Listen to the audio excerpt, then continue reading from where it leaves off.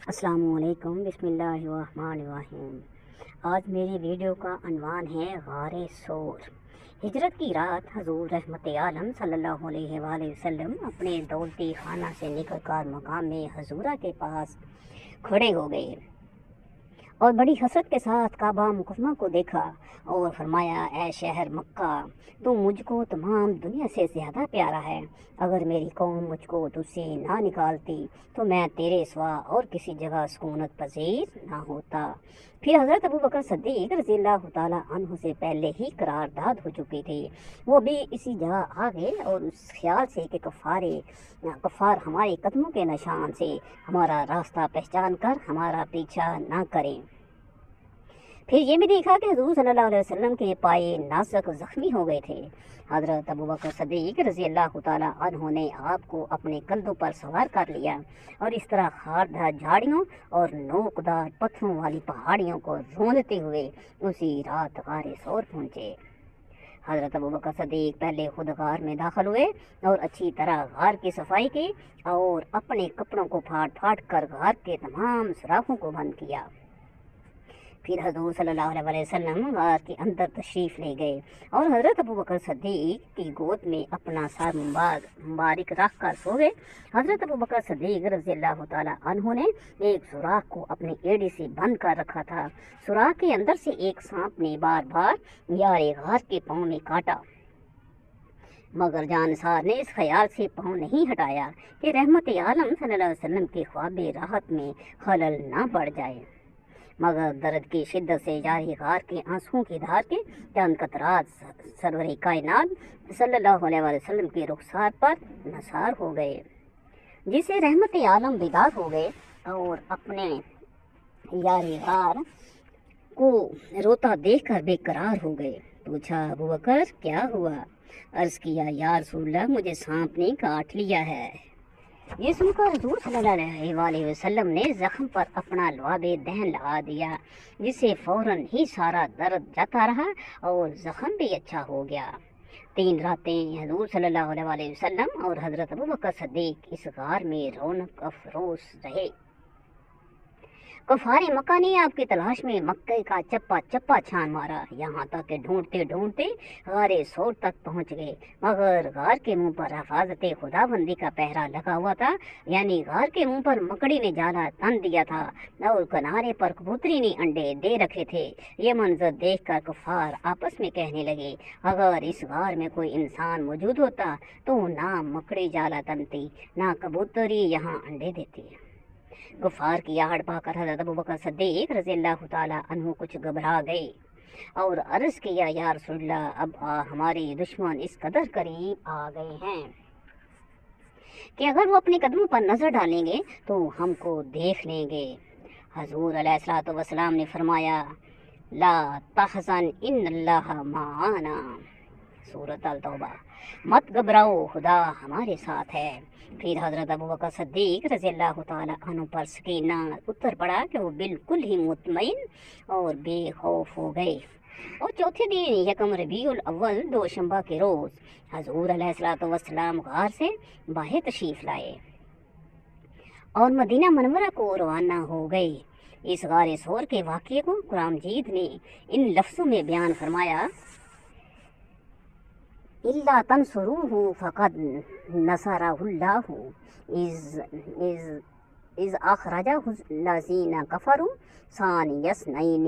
هُمَا فِي الْغَارِ إِذْ يَقُولُ لِصَاحِبِهِ لَا تَحْزَنْ إِنَّ اللَّهَ مَعَنَا فَأَنزَلَ اللَّهُ سَكِينَتَهُ عَلَيْهِ وَأَيَّدَهُ بِجُنُودٍ لَّمْ تَرَوْهَا وَجَعَلَ كَلِمَاتَ الَّذِينَ كَفَرُوا السُّفْلَىٰ وَكَلِمَاتُ اللَّهِ هِيَ الْعُلْيَا وَاللَّهُ عَزِيزٌ حَكِيمٌ۔ اگر تم محبوب کی مدد نہ کرو تو بے شک اللہ نے ان کی مدد فرمائی۔ جب کافروں کی شرارت سے انہیں باہر تشریف لے جانا ہوا، صرف 2 جان سے، جب وہ دونوں غار میں تھے، جب اپنے یار سے فرماتے تھے، غم نہ کھا، بے شک اللہ ہمارے ساتھ ہے، تو اللہ نے اس پر اپنا سکینہ اتارا، یعنی کہ سکون دیا، اور ان فوجوں سے اس کی مدد کی جو تم نے نہ دیکھیں، اور کافروں کی بات نیچے ڈالی۔ اللہ ہی کا بول والا ہے اور اللہ غالب اور حکمت والا ہے۔ یہ آیت اور غار ثور کا واقعہ حضرت ابوبکر صدیق کی فضیلت اور ان کی محبت و جان ساری رسول کا وہ نشان اعظم ہے جو قیامت تک آفتاب عالم تاب کی طرح درخشاں اور روشن رہے گا۔ کیوں نہ ہو کہ پروردگار نے انہیں اپنے رسول کے یار غار ہونے کی سند مستند قرآن میں دے دی گئی ہے، جو کبھی ہرگز ہرگز نہیں مٹ سکتی۔ سبحان اللہ۔ حضرت صدیق اکبر رضی اللہ تعالی عنہ کا یہ وہ فضل و شرف ہے جو نہ کسی کو ملا ہے نہ کسی کو ملے گا۔ مرتبہ حضرت صدیق کا ہو کس سے بیاں، ہر فضیلت کے وہ جامعہ ہیں نبوت کے سوا۔ منافقین کو یہ تو جرت ہوتی نہ تھی کہ علانیہ اسلام کی مخالفت کرتے، مگر وہ لوگ در پردہ اسلام کی بیاں کنی میں ہمیشہ مصروف رہتے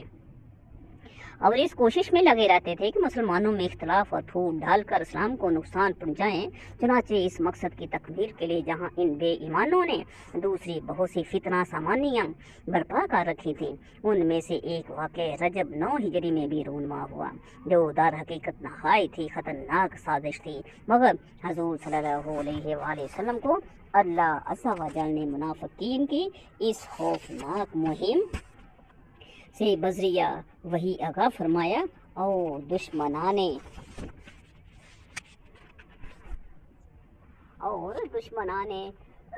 اسلام کی ساری سکیموں پر پانی پھیر گیا۔ اس کا واقعہ یہ ہے کہ جب 9 ہجری میں حضور اقدس صلی اللہ علیہ وسلم کو یہ اطلاع ملی کہ تبوک کے میدان میں اس کا واقعہ یہ ہے کہ جب 9 ہجری میں حضور اقدس صلی اللہ علیہ وسلم کو یہ اطلاع ملی کہ تبوک کے میدان میں جو مدینہ منورہ سے 14 منزل پر دمشق کے راستے پر واقع ہے، ہرقل شاہی روم مسلمانوں کے مقابلے کے لیے لشکر جمع کر رہا ہے، آپ نے عرب میں سخت گرمی اور قحط کے باوجود جہاد کے لیے اعلان فرما دیا اور مسلمان جوق دا جوق شوق جہاد میں مدینے کے اندر جمع ہونے لگے۔ ابھی نبی اکرم صلی اللہ علیہ وسلم تیاریوں ہی میں مصروف تھے کہ منافقین نے وقت سے فائدہ اٹھاتے ہوئے سوچا کہ مسجد قباء کے مقابلے میں اس ہیلے سے ایک مسجد تیار کریں کہ جو لوگ کسی عذر کی وجہ سے مسجد نبوی میں نہ جا سکیں وہ لوگ یہاں نماز پڑھ لیا کریں، اور منافقوں کا خاص مقصد یہ تھا کہ اس مسجد کو اسلام کی تخریب کاری کے لیے اڈا بنا کر اور اس میں جمع ہو کر اسلام کے خلاف سازشیں کرتے اور سکیمیں بناتے رہے اور شاہی روم کی خفیہ امدادوں اور اسلحہ وغیرہ کے ذخیروں کا اس مسجد کو مرکز بنائیں اور یہیں سے اسلام کے خلاف ریشہ دوانیوں کا جال پورے اسلام میں بچھاتے رہے ہیں۔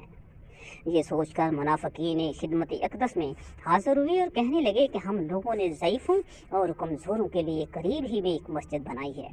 اب ہماری تمنا ہے کہ حضور وہاں چل کر اس میں نماز پڑھ دیں تو وہ مسجد عند اللہ مقبول ہو جائے گی۔ آپ صلی اللہ علیہ وسلم نے فرمایا اس وقت تو میں ایک بہت ہی اہم جہاد کے لیے مدینے سے باہر جا رہا ہوں، واپسی پر دیکھا جائے گا، مگر جب باخریت اور فتح و کامرانی کے ساتھ مدینہ واپس تشریف لائے تو وحی الہی کے ذریعے اس مسجد کے تعمیر کا حقیقی سبب آپ کو معلوم ہو چکا تھا اور منافقین کی خفیہ اور خطرناک سازش بے نقاب ہو چکی تھی۔ چنانچہ آپ نے مدینہ منورہ پہنچتے ہی سب سے پہلے یہ کام کیا کہ صحابہ کرام کی ایک جماعت کو یہ حکم دے کر وہاں بھیجا کہ وہ وہاں جائیں اور اس مسجد کو آگ لگا کر خاک سیاہ کر دیں، چونکہ اس مسجد کی بنیاد حقیقتاً تقوی اور اللہ کی جگہ تفریق بین المسلمین اور تخریب اسلام پر رکھی گئی تھی، اس لیے بلا شبہ وہ اس کی مستحق تھے کہ اس کو جلا کر برباد کر دیا جائے، اور در حقیقت اس تخریب کاری کے اڈے کو مسجد کہنا حقیقت کے خلاف تھا۔ اس لیے قرآن مجید نے اس حقیقت حال کو ظاہر کرتے ہوئے اعلان فرما دیا کہ یہ مسجد تقوی نہیں بلکہ مسجد ضرار کہلانے کی مستحق ہے۔ اس مسجد کے بارے میں قرآن مجید کے غضبناک تیور اور پرجلال الفاظ والذین اتخذوا مسجدا ضرارا وکفرا وتفریقا بین المؤمنین وارصادا لمن حارب اللہ ورسولہ من قبل यहलिफुन्ना इन अरदना इल्लल हुस्ना वल्लाहु यशहदु इन्नहुम लकाज़िबून।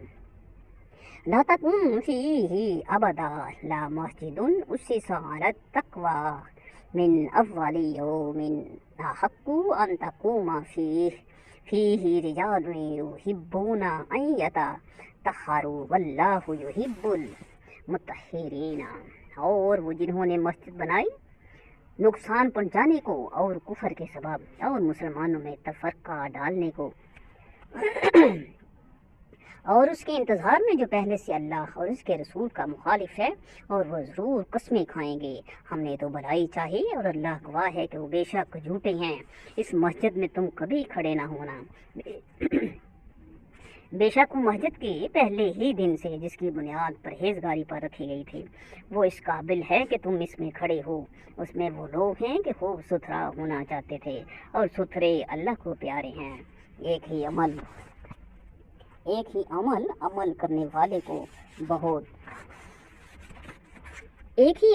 करने वाले की नीयत के फ़र्क से अच्छा भी हो सकता है और बुरा भी, लैब भी बन सकता है और खबीस भी। मस्जिद की तामीर एक अमल खेज है, मगर जब वजहुल्लाह की नीयत हो तो स्वाब ही स्वाब है, और अगर शर फसाद की नीयत हो तो अजाब ही अजाब है। मस्जिद कुबा और मस्जिद नबवी की तामीर मकबूल बारगाह इलाही और बासे स्वाब हुई, क्योंकि इन दोनों मस्जिदों के बनाने वालों की नीयत खुदा की रज़ा और उन दोनों मस्जिदों की बुनियाद तकवे पर रखी गई थी। और मुनाफिकों की बनाई हुई मस्जिद मर्द बारगाह इलाही और मुनाफिकों की बनाई हुई मस्जिद मरदूद बारगाह इलाही हुई और सरासर बासे अज़ाब बन गई,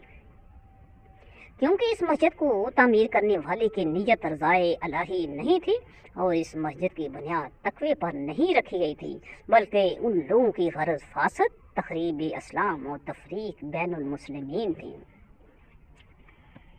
तो ये मस्जिद कतन गैर मकबूल हो गई है, यहाँ तक कि अल्लाह ताला ने अपने रसूलुल्लाह सल्लल्लाहु अलैहि वसल्लम को इस मस्जिद में कदम रखने की भी ममानत फरमा दी।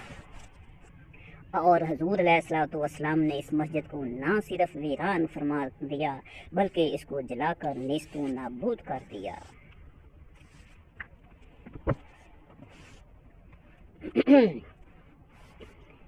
इससे साबित होता है कि इस ज़माने में भी अगर किसी मस्जिद को गुमराह फिरकों वाले अहले हक के ख़िलाफ़ कमीनगाह और जासूसी का मरकज़ बनाकर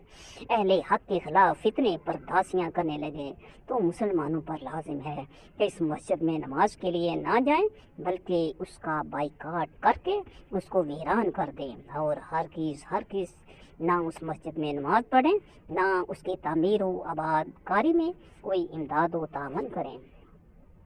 या फिर तमाम मुसलमान मिलकर गुमराह फिरकों को इस मस्जिद से बेदखल कर दें और इस मस्जिद को अपने कब्ज़े में लेकर गुमराह का तसल्लुत ख़त्म कर दें, ताकि उन लोगों के शर और फसाद और फितना अंगेजियों से मस्जिद हमेशा के लिए पाक हो जाए। वल्लाहु ताला आलम।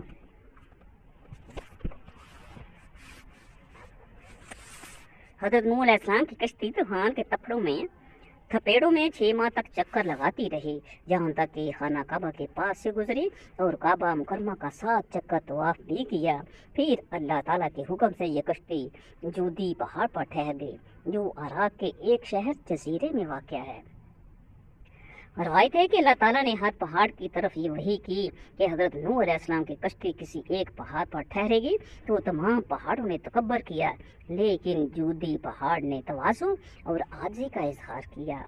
तो अल्लाह ताला ने उसको ये शरफ बख्शा कि कश्ती जूदी पहाड़ पर ठहरी। और एक रवायत में है कि बहुत दिनों तक इस कश्ती की लकड़ियाँ और तख्ते बाकी रहे थे, यहाँ तक कि अगली उम्मतों के बास लोगों ने इस कश्ती के तख्तों को जूदी पहाड़ पर देखा था। मुहर्रम की 10वीं तारीख आशूरा के दिन ये कश्ती जूदी पहाड़ पर ठहरी। चुनाचे उस तारीख को कश्ती के तमाम मखलूक यानी इंसान और वह होश व तय्यूर वगैरह सभी ने शुक्राने का रोज़ा रखा। और हज़रत नूह अलैहिस्सलाम ने कश्ती से उतरकर सबसे पहली जो बस्ती बसाई उसका नाम समानीन रखा। अरबी ज़बान में समानीन के मायने 80 ہوتے ہیں۔ چونکہ کشتی میں 80 آدمی تھے، اس لیے اس گاؤں کا نام سمانین رکھ دیا۔ واستوت علی الجودی دی وکیل بودل للقوم الظالمین، اور کشتی کوہ جودی پر ٹھہری اور فرمایا گیا کہ دور ہوں بے انصاف لوگ۔ حضرت نوح علیہ السلام کا ایک بیٹا جس کا نام کنان تھا، وہ صدقے دل سے آپ پر ایمان نہیں لایا تھا، بلکہ وہ منافق تھا اور اپنے کفر کو چھپائی رکھتا تھا، لیکن طوفان کے وقت اس نے اپنے کفر کو ظاہر کر دیا۔ حضرت نوح علیہ السلام نے کشتی پر سوار ہوتے وقت اس کو بلایا اور فرمایا کہ میرے پیارے بیٹے، تم کشتی پر سوار ہو جاؤ اور کافروں کا ساتھ چھوڑ دو۔ تو اس نے کہا کہ میں طوفان میں پہاڑ پر چڑھ کر پناہ لوں گا۔ تو آپ نے بڑی دل سوزی کے ساتھ فرمایا، بیٹا، آج خدا کے عذاب سے کوئی کسی کو نہیں بچا سکتا، ہاں جس پر خداوند کریم اپنا رحم فرما دے، بس وہی بچ سکتا ہے۔ باپ بیٹے میں گفتگو ہو رہی تھی کہ ایک زوردار موج آئی اور کنان غرق ہو گیا۔ اور ایک روایت میں یہ بھی آیا ہے کہ کنان ایک بلند پہاڑ پر چڑھ کر ایک غار میں چھپ گیا اور غار کے تمام سوراخوں کو بند کر لیا، مگر جب طوفان کی موج لہر اس پہاڑ کی چوٹی سے ٹکرائی تو غار میں پانی بھر گیا۔ اس طرح کنان اپنے بول و براز میں لت پت ہو کر غرق ہو گیا۔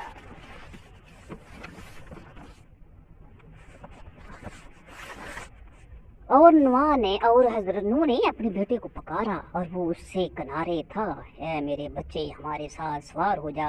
اور کافروں کے ساتھ نہ ہو۔ بولا، اب میں کسی پہاڑ کی پناہ لیتا ہوں، وہ مجھے پانی سے بچا لے گا۔ کہا، آج اللہ کے عذاب سے کوئی بچانے والا نہیں مگر جس پر وہ رحم کرے۔ اور ان کے بیچ میں موج آئی تو وہ ڈوبتوں میں رہ گیا۔ بیٹے کو اپنے سامنے اس طرح غرقاب ہوتے دیکھ کر حضرت نوح علیہ السلام کو بڑا صدمہ اور رنج پہنچا، اور آپ نے جناب باری تعالیٰ میں عرض کیا، اے میرے پروردگار، میرا بیٹا کنان تو میرے گھر والوں میں سے ہے اور تیرا وعدہ سچا ہے اور تم احکم الحاکمین ہے۔ تو اللہ تعالیٰ نے فرمایا کہ اے نوح، یہ آپ کا بیٹا کنان آپ کے ان گھر والوں میں سے نہیں ہے جن کو بچانے کا ہم نے وعدہ کیا تھا، لہٰذا اے نوح علیہ السلام، تمہارا یہ سوال ٹھیک نہیں ہے، اس لیے تم مجھ سے ایسی کسی بات کا سوال نہ کرو جس کا تمہیں علم نہیں ہے۔ تو حضرت نوح علیہ السلام نے کہا کہ اے میرے پروردگار، میں تیری پناہ مانگتا ہوں کہ میں تجھ سے کسی ایسی بات کا سوال کروں جو مجھے معلوم نہیں، اور اگر تو مجھے معاف فرما کر رحم نہ فرمائے گا تو میں نقصان میں پڑ جاؤں گا۔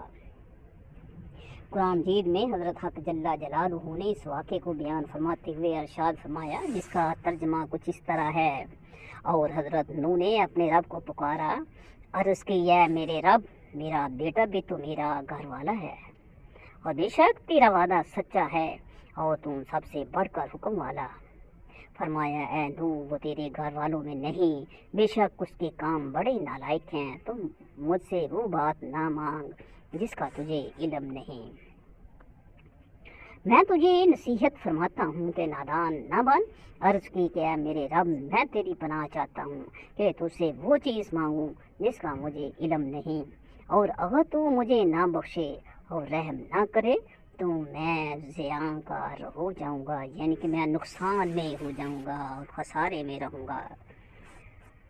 جب حضرت نوح علیہ السلام کی کشتی جودی پہاڑ پر پہنچ کر ٹھہر گئی اور سب کفار غرق ہو کر فنا ہو چکے تو اللہ تعالیٰ نے زمین کو حکم دیا کہ اے زمین، جتنا پانی تجھ سے چشموں کی صورت میں نکلا ہے تو ان سب پانیوں کو پی لے،